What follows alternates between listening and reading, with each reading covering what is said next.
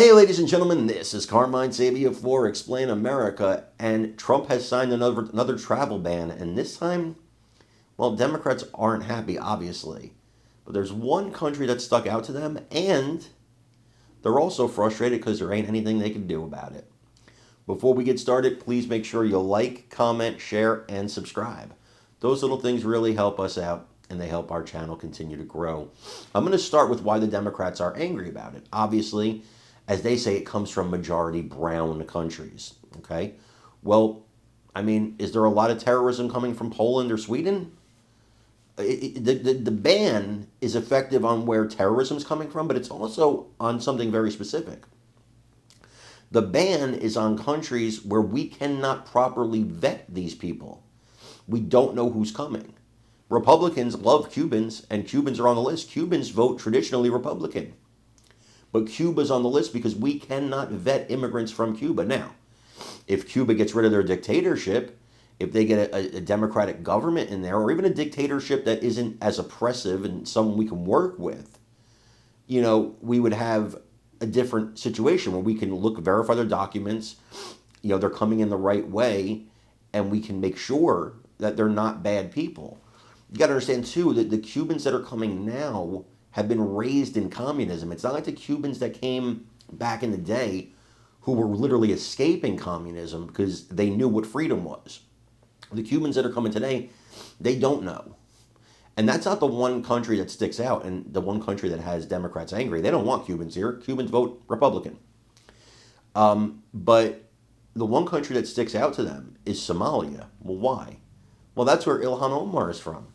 Had this travel ban been in effect before she got here, she wouldn't be in Congress today.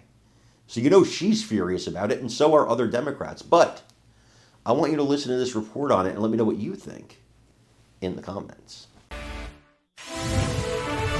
There are a bunch of major headlines coming out of the White House tonight after President Trump signed a series of proclamations behind closed doors. That includes a sweeping travel ban on 12 countries with a partial restriction on 7 others that we just mentioned, reintroducing a controversial step that he took early in his first term with some differences this time tonight.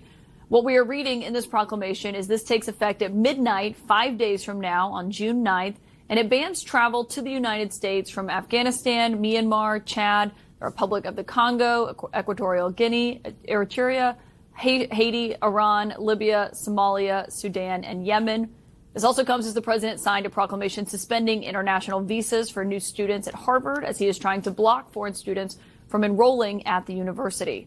My sources are here in the newsroom on this breaking news. CNN's Priscilla Alvarez, the New York Times' David Sanger, along with former federal prosecutor Shan Wu. Priscilla, let's start with you just in terms of the differences in the travel ban we saw in term one and what we're seeing now.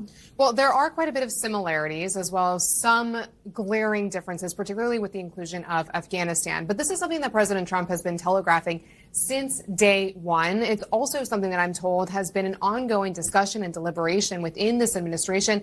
And they felt quite empowered because, as a reminder, in the first term, the Supreme Court eventually did essentially okay a version of the travel ban, saying that the administration had broad discretion. The president specifically had broad discretion when it comes to limiting the entry of certain non-citizens. Now, as far as the similarities, in that iteration that was eventually approved or okayed by the Supreme Court, Somalia, Yemen, Libya, Chad, Iran, those were in that iteration. Yeah. Afghanistan, it wasn't.